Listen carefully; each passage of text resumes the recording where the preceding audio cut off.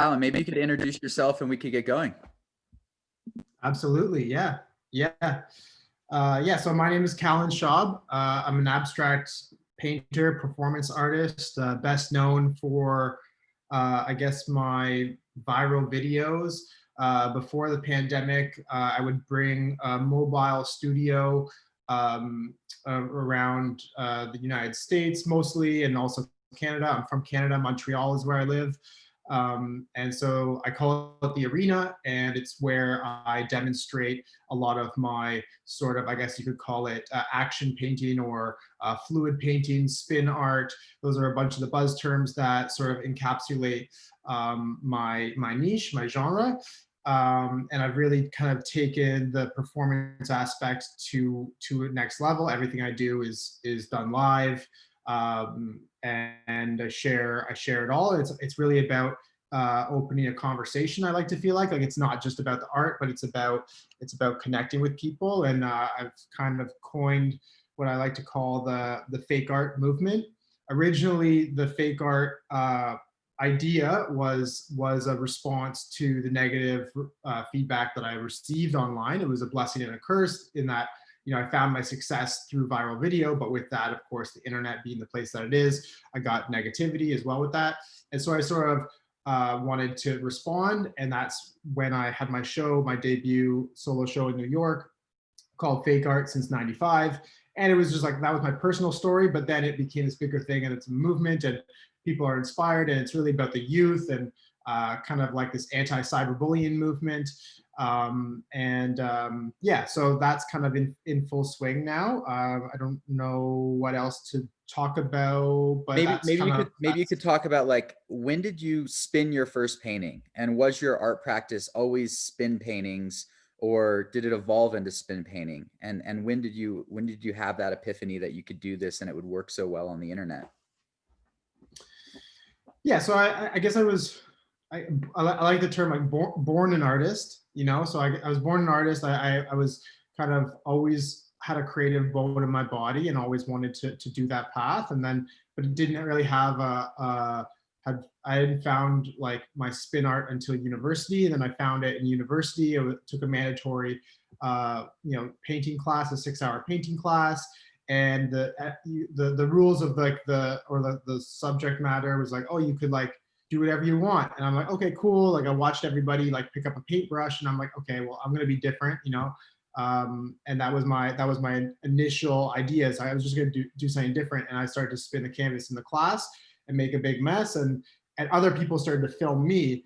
And so it wasn't me filming at the beginning; it was other people filming me, and that's when I sort of realized that was maybe an important path to go down. So it started in school, and then I was very passionate about it. I went to like a Nuit Blanche and performed it live, just kind of renegade style. It wasn't an official thing or official capacity, and I started to present, like, bring my spinner like to like classrooms and stuff like that. And I didn't really think much of it, honestly. Like, I was just passionate about it, and it wasn't like a career path. It was just something I was doing. And then it was once my first big break was like this video that went viral on CBC Arts, and that's like Canada's like ABC sort of thing, and that went viral, and that was the beginning of like sort of having to navigate the waters of like or surf the web, and my work being in a direct relation to the web. But at the beginning, it was really just a guy who was passionate about making art, and I had found this love for like the lack of control and just like spinning canvases, and it wasn't really about all this social media dialogue and like what it is now. It was just I was just another artist, like, just doing his thing, and it was very humble beginnings, really. Could you help us put some dates on those various moments? Like, what were the dates you were in university, just to give some people a sense of the timeline of your career?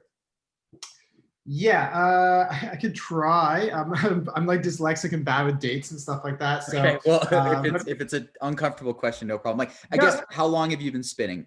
Yeah, it's been like 10 years now, and it's been like successful. I mean, this year is my first successful year of business, but I've been doing it like full on for the last like 5 years. And then prior to that, I ran an art gallery called Project Gallery in Toronto, before I sort of like quote unquote like believed in myself. And I was like selling other people's art and like putting on art shows, and you know, every week a different like group show. And that was before. So I went from university straight to like running an art gallery and then being a solo artist. But yeah, I think I graduated OCAD University, and I was like, it was like 20, I don't know, like 2015 or something. Okay, cool. So 5 years as a professional artist, been spinning for 10 or so. Something like that, yeah. Awesome. So it's pretty remarkable what you've accomplished in 5 years. You now have more than 4 million followers, 4.4 million followers on TikTok, well over 600,000 followers on Instagram. I imagine you're selling quite a lot of this work because of the scale of your audience. Um, with resources, as your career has developed, as you've gotten more resources through selling paintings, has your equipment or your materials changed? Did you start spinning on like crappy canvases, and are you now working on finer materials? Have you upgraded your arena? Maybe you could walk us through like the technical aspects of your practice. Sure. Yeah. So I've actually been using the main tool, the spinner, like the spin machine, and it's like I've said it a million times. So if I fall into like old like pathways in the brain, please forgive me. But like, you know, so I took this like, you know, this broken bicycle and I welded it together, and then like, you know, and that's the same bike. I've been using the same bicycle for the last like 10 years. I haven't upgraded it. I haven't done anything to it. It's the same one. So like, I don't know. That's my thing. I mean, it's the same. It's the same bike. The canvases have improved. I've got an atelier here in Montreal, and everything's like the substrates that I work on are like museum grade, built to last. Like they're beautiful. Like I use like obscene amounts of paint, so like the canvases would like sag. So instead of like, you know, they're stretched, like they're canvas on panel. They're all like very nice. The paint, I'm just upgrading in 2021. I'm going to be using a higher grade paint, but for this entire time, I've been using like a very good, but it was like, you know, I can say this, you're all artists, but like, you know, it was kind of like I guess it would use like a student grade paint, because I'm going through like 16-liter pails of it. And like sometimes when I go through a session, I might go through like 2 or 3, like, you know, of those pails, of those 16-liter pails. So you can do the math. It's kind of crazy what it adds up to do. So I've been doing my best to try to like minimize my costs. So I actually, you know, I've had a few sponsorships. I had a resin sponsorship, I had a paint sponsorship, you know, and that's, you know, that's been really crucial for me to do what I was going to do, because I am a material-based artist. And so, you know, I need to, for me to be able to create, I need like, just like a musician needs notes, like I need colors, I need paint, and sometimes it doesn't work out. So I have to forgive myself for like, if I pour like 16 liters of paint like on the floor, I have to like, I have to be okay with that. Like that's a cost that I like. So that's one of the things that I've given myself, is like freedom from materiality. And it hurts me a little bit, because like financially, but I just kind of like take it as it is, because it's like, that's how I work. And so I don't try to beat myself up too much about that. But then, yeah, so I use various machines. So there's the bicycle, which I spin, and it mounts the canvases on there. And then I have various trapezes and like swinging apparatuses that come from the ceiling, or I have like a swing set that sits on top of the arena, which is just like, you know, it basically looks like an armature of like a pool, you know, like you know, so I'm just like in this like splash zone. And when I perform live, like the people congregate on the outside, but in the studio, I just have my lights and my cameras all around this, like, you know, sort of corral. And then, yeah, the troughs, I usually like, the way that I work it out now to reduce all my, you know, this is more on the financial end, but it's kind of interesting to reduce the amount of like waste, because that's one of the, you know, hate comments or I mean, you know, it's not really hate. I think it's a good critique. You know, it's like, this guy's wasting so much paint. So now the floor is a can, interior perimeter are canvases. And so like the walls of like the splash zone become canvas. I sell those. I sell the floor. I sell that. I sell the canvas that's on the spinner, and the troughs and trays and buckets that I send. I sell those, and then the remainder, because I have to use so much paint to get the flow. So I'll do it. I'll send it. I'll make a big painting like one like this, and I'll still have some paint left over, and then I'll go over to another area, and then I'll paint a sculpture with the remaining paint. And so I sell that, and shortly I'll be coming out with a, well, not shortly, I mean in 2021, like a fashion line or whatever with all the clothes like that are got the paint on it. So literally anything that is touched by paint will be sold. And so like kind of trying to really own that, like not a drop wasted. And so that's something I've been working on. And then also I video everything. So I'm trying to like get all of the I guess the value out of it, right? Like the video, the every drop of paint, like whatever it's worth, I was trying to get it, because it's been lost value back in the day when I used to just do it without all of this kind of entrepreneurial hustle, trying to sell this and sell that and sell everything. So that's the setup. And then of course, then there's just like the tech side of it. I shoot everything with like 2 phones. I'm doing Instagram, TikTok simultaneously every day, going live 5 p.m. I've been doing that for half of the year, roughly about half of 2020. I've been filming every single day, going live on 2 platforms at the same time, and also shooting with like a DSLR, just sort of capturing the thing, the happening for like a more polished video. And then I shoot everything, whatever. There you go. So that was amazing. So for those of you who haven't seen Callen perform live, it's pretty remarkable. I first witnessed it in 2018 at Not Another Art Fair. Was it Not Another Art Fair, or was it the one before that? It was we've shown twice at fairs together. Yeah. 2018 and 2019 in Miami. The first one was it was the Urban Art Fair. And Urban Art Fair, that's right. Yeah. So he's got this arena, and the whole room comes around his arena when it's time to perform. Like, I feel bad for the other artists because nobody is doing anything as interesting. And he's got this music play, or not this music, it's like this monologue about his art practice that he's recorded. I don't know when you record these, but it was beautiful. So it's like him talking about his art practice. He's working mostly in silence, pouring all the paint, prepping.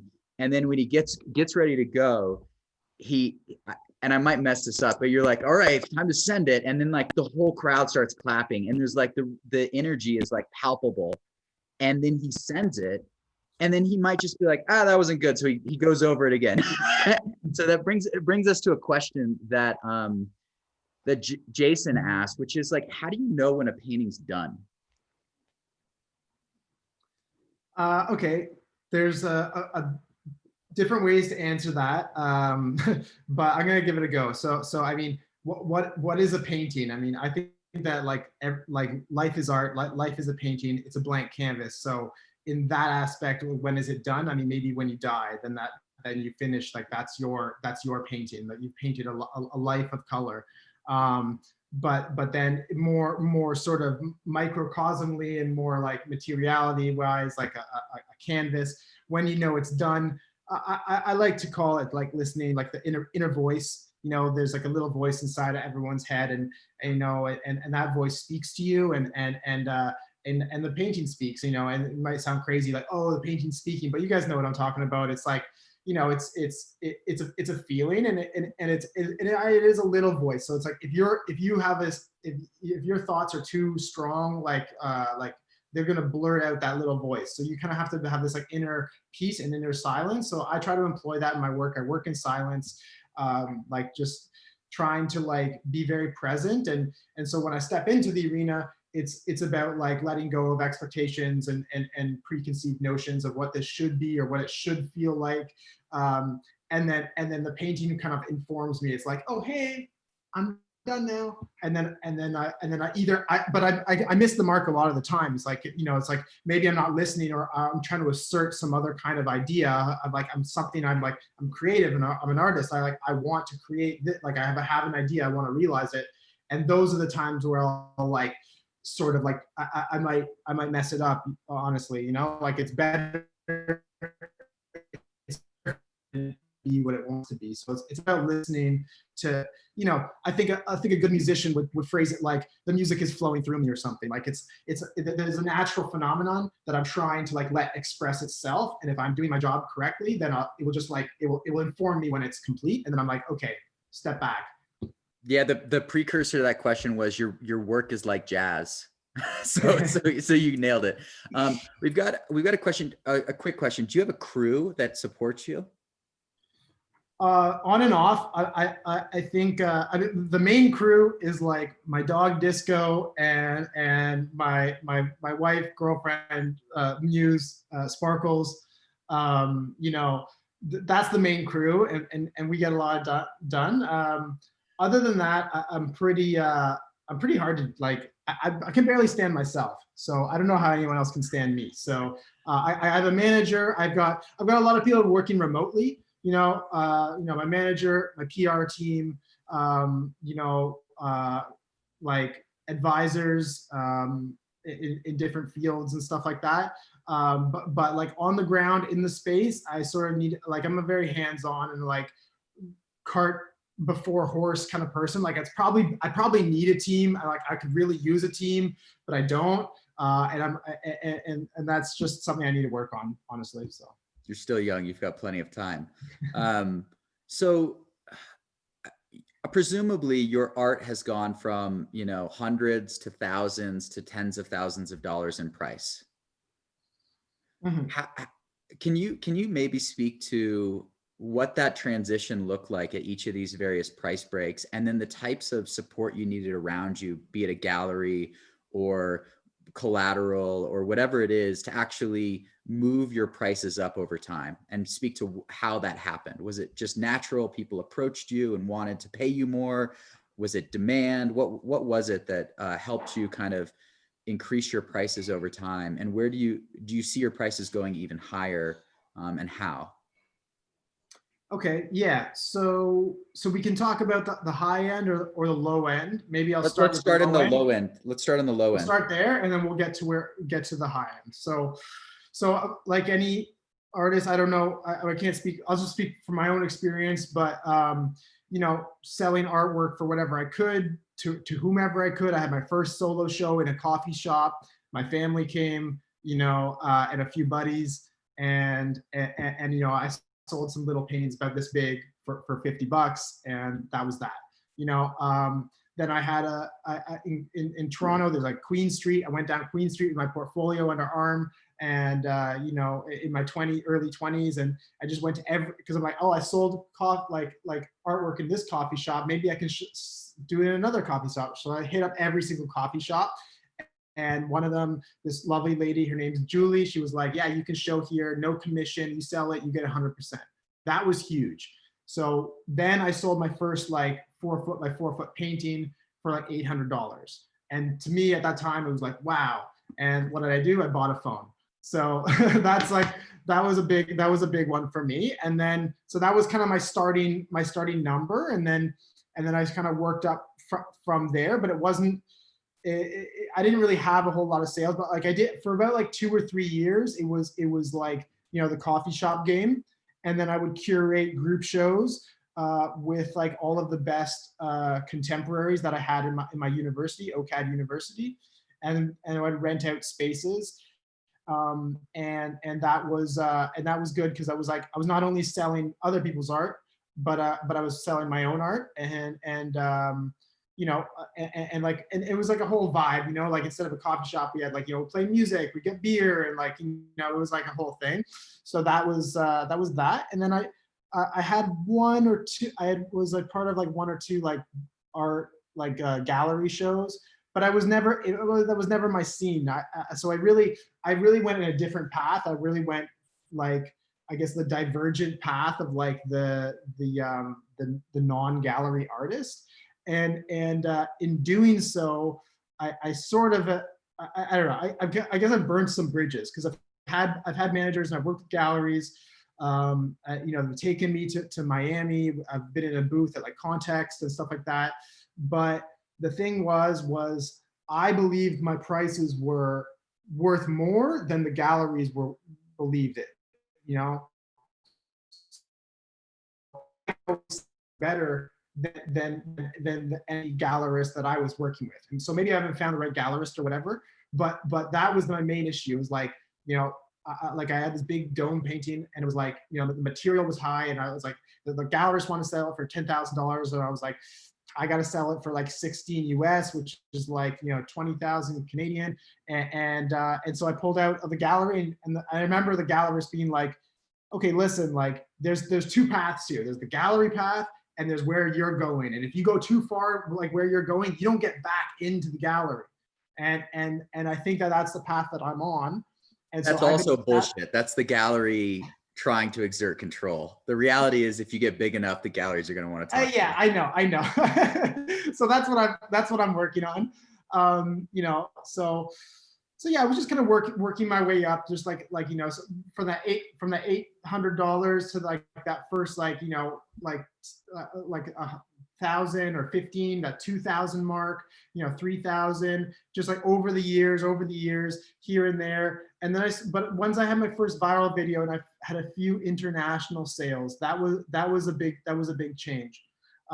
Also, like when the art world is like, you know, very sort of like manipulative, like market, right? So you can do all sorts of interesting things with how you know, price out your work, and how, you know, like I could get a little bit more into that, but Yeah, let's go. I mean, do you want to dive in? This is a bunch of artists. We're all learning from each other here. All right, yeah. So check this out. So I had my big show in Toronto, like, but before it was big for me at the time, but it wasn't like New York. It wasn't actually big, but it was big for me. And so it's called Moving Color, and I had these paintings that were these massive paintings, and my, like, a friend of mine suggested to like up the prices, but I wasn't at that level, like, you know, so like he's like, yeah, you gotta put this like $10,000. I'm like, that's not what it is, like, and but we put it at $10,000. And you know, it was already sold, and you know, I had sold it to a family member, like, you know, on God. So I was like, that's just like, you know, but did I sell it for $10,000? No, I didn't. Like, it was to a family member, right? So I sold it to them. They got it for it wasn't too much less, but it was like, you know, it was 7,500. And but because it had those 4 zeros, then, you know, I'm like, what? I'm like listening to the people like in the art show, and they're like, oh my gosh, the $10,000 painting like sold, and then the other paintings that are like $2,000 don't like look like nothing. So, you know, with a little bit of a push, and nobody was the wiser, you know, it was like, and that stuff happens all the time. It happens in the auction houses, in the galleries, you know. I didn't really know that at the time. So that was a big moment for me. And like, I'm a very honest person. So that was a very uncomfortable position for me to do. But that was a moment where we like had like made a jump. Like I had never sold a painting for $10,000, but then boom, I got, like I did an interview, and the interview was like, oh, Callen, like it was the Business Insider. And they're like, Callen, what do you sell your paintings for? I'm like, oh, well, they kind of start at like, you know, $500, and they can go all the way up to $10,000. And the headline read, and Matty, you know all about headlines. And the headline read, you know, spin artists like sells paintings for $10,000, like a painting, like as if every single painting I made. And then that went viral. And so there's like thousands, millions of people being like, yo, this kid over here, he's just spinning this thing. He made it for like in 2 seconds, and they sell it for $10,000. He's balling.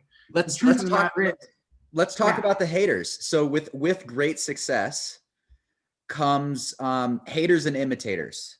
Maybe you could address those separately, because I know you have a distinct point of view on both, and I'd love for you to share that point of view with us right now.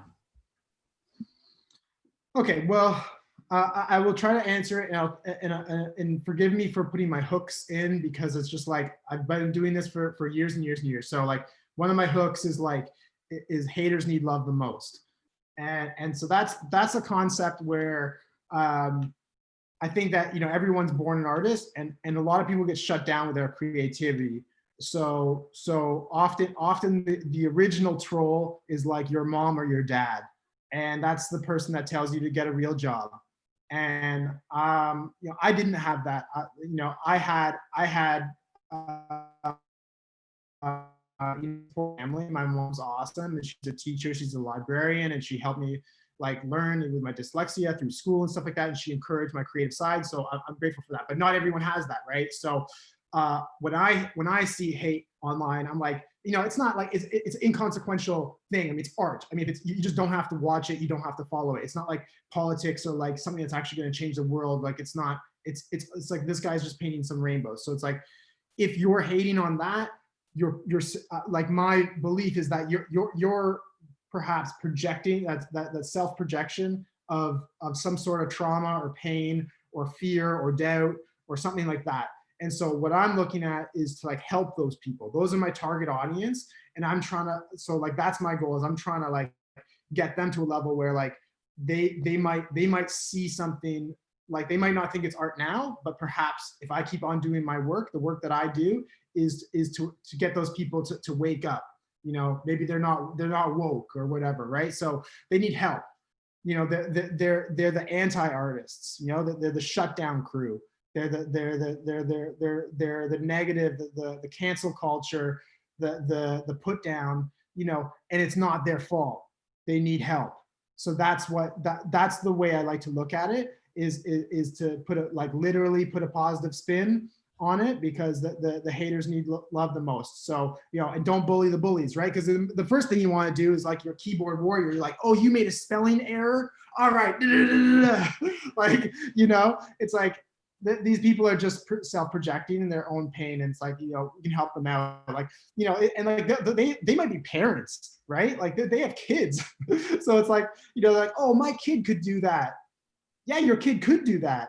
And you should encourage your kid to do that, because if you don't, that's going to manifest its way into some nasty thing like 5 years, 10 years down the road. So be careful. So that's the kind of idea with I have to say, dude, I really applaud the way you get probably dozens, if not hundreds of inbound messages. You get thousands of comments on a daily basis, and some of it is hate. And you've managed to really show up for those people in a way that can convert them into more enthusiastic participants in reality. So I think that's a really cool part of your practice. Now let's talk about the imitators. So there are people, like, for example, some could say you copy Damien Hirst. Yeah. Right. So, and then hundreds of people are now tagging you with hashtags saying, I learned this from Callen. Yeah. How do you feel about that? Yeah. So it's two different worlds. Damien Hirst, he's OG. My hat's off to him. I actually had a media release, like, because I'm gonna surpass him, on followers on Instagram, which I'm not putting out, because I'm like, I'm all about anti-cyberbullying. I'm not gonna do that. So it's not a measuring contest. Like he's amazing. I love Damien Hirst. I came to spin painting in my own way. I didn't really know he did spin. I know it was like, for the love of God and for the, the shark and all that. That's what I knew him for when I was in school and figured out myself. Later on, doing my research, it's like, oh, this guy does spin art. That's another thing. Damien Hirst, love the guy, all good. But yeah, so people imitating like I'm in a different space, right? So there's like, TikTok, there's all these kids, they don't even know who Damien Hirst is. I'm broadcasting to to people that they still think that, they don't have art education. They think that art needs to be done with a brush. They have got no idea who Damien Hirst is. So they're like, they see what I'm doing, they're like, oh, cool. And they like hook up a drill or whatever, start spinning a canvas, or they start doing their thing. And originally that kind of like hurt my feelings, because I'm like, this is my idea. Da, da, da. But then I like dug deeper, and I like back to like that conversation we were having about like, when is it finished, and inner voice and the phenomenon. It's like, I don't own this. This is like, if I'm trying to like be trendy, then I would be like, yeah, this is my thing. But I'm trying to get down to like the truth, and like the truth is for like legacy, and like that's a bigger thing. So when I think about it, it's just like, I'm trying to inspire people. So I can't really get mad if they're inspired. If they copy me flat out, like if it's like, oh my gosh, like you name the painting like the same thing, you copied the style, it looks dude, you even like look like me. Like, what's going on? you know, it's all good. It's all love. Like I've struggled with it personally because it's like there's the ego. The ego comes in. You're like I did this. This is my work. Like, you took this from me. And so I've like, I'm like, patent pending. Like should I really own this? But in the same breath, I'm like, no, I'm gonna be launching like a toy for kids that's like, fake art, like, for the future. Like, so it's like it's all about empowering people, encouraging people. So I had to check myself with my own personal brand and be like, no, this is there's a deeper conversation here, and it's about inspiring people. It's not about me. I'm a little blip. I'm a little like I'm gonna disappear. I'm not gonna be remembered. What's gonna happen is if I do my work, it'll be like Bob Ross and be like, okay, there was this some guy who was a viral, whatever, like the art world didn't take him seriously. Good, done, end. But there's all these kids that are going, they got all their colors. They're like, yeah, I want to get rainbow hair. I wanna, chase my passion or whatever. It doesn't have to be rainbow hair. It doesn't have to be spin art. It's just about doing your thing. Yeah. And so that's what it's really about. And they don't have to be kids. They're adults. They're grandmas. They're grandpas. Like there's all ages. So most of them are kids. So that's why I said kids. But there's a bigger picture that's going on here. You and I are similar in that way. I've often said culture is repeated behavior. So if you're creating repeated behaviors amongst the populace, then you're creating culture. I'm trying to do that with the flea market paintings, where I'm encouraging everyone to start painting on flea market paintings, because not only does it make sense economically, but it's a cool aesthetic. And I thought about owning that and then realized I should just give it away. And that came out of reading a book called The Gift by Lewis Hyde, where he asserts that creativity flows through you. And it's like a well. As soon as you stop giving water from the well stops flowing. But assuming that you're generous with this well that you've got going in your life, the well will just keep on giving. And so that's a premise that I'm trying to adopt and propagate. And I think you're doing a hell of a job there. So for the most part, we've answered everyone's questions in the chat. And if you haven't, I'm sorry. We've had Callen for more than 40 minutes. I want to ask one last question, which we ask of all of our office hours guests, which is, what is your dream project? Great question. And I'll dial it back for 2 seconds to respond to your previous thing. Yeah, like an abundance mentality. Love that. So just there's that. But now, yeah, we're going, my dream project. I mean, I'll just gonna plug what my next project is. So I've been going live every day until the end of the year. On New Year's Eve, I'm going to be spinning my largest canvas to date. It's going to be a 10-foot by 20-foot canvas. And I'm going to be mounting like a rail onto the ceiling, and sort of Big Lebowski style, I'm going to like be flying over the canvas at the stroke of midnight to like, flying into 2021. And I'm going to be, human paintbrush. And so that's a little bit of a dream project. And that one's coming up very shortly. And I'm not taking any breaks, not taking holidays off or anything. I'm just sending it. I'm just really going for it. And that's really how I live life, and I want to, be an example of that. And then boom, I'm gone and I'm off social media for a month for mental wellness. And, I think that's, if you can afford to do that as well, I strongly encourage it. I know that I'm addicted to social media, and I rely on it for my business and for self gratification and like, sharing, and it's my art, it's my everything. So that it's going to be hard. It's going to be existential crisis to not be on that thing because my screen time is out of control. But that's the idea. I'm going all out, and then I'm going to leave it at that, and then I'm going to just the message will be just because you can't see it doesn't mean it's not there. Brother, you're so awesome. I'm so glad that we were able to have you on here. You're an inspiration to me. I'm sure that the community learned a ton from you. The people that are watching this video after the fact will probably learn a ton from you. Jason says an awesome quote from Callen, life is a painting, and a painting is done when you die. Well, let's hope you have a long life and you continue to inspire people. I'm going to unmute everybody so that everyone could give you a round of applause. And then if you want to hang out, we could just have like kind of a group chat. But if you got to go, all good. And I'll be around for the next 20 minutes, just kind of like doing a post-mortem on this call with the rest of the community. So I'm going to go ahead and stop recording.